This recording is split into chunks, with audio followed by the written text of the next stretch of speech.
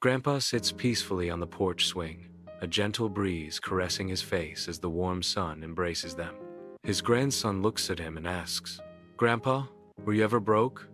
The boy asks, his voice filled with genuine wonder. Grandpa chuckles softly, a familiar sound that fills the air with warmth and nostalgia. He chuckled softly. "Broke? I was worse than broke, kid. I was bankrupt."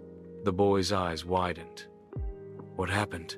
"I lost my job at 50. Your grandma got sick. Medical bills stacked up. I tried to keep up with credit cards, loans, but it swallowed me whole. Chapter 7 bankruptcy gave me a reset." "So how'd you fix it?"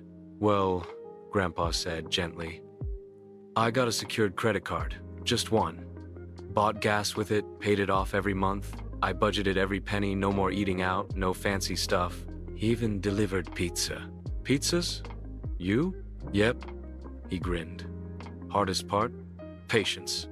But every bill I paid on time helped my score rise. Then I got a credit builder loan.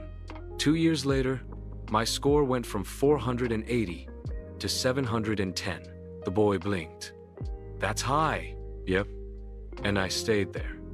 Because I didn't just fix my credit, son. I changed my habits." He leaned closer. "Remember, this debt doesn't define you. What you do next does."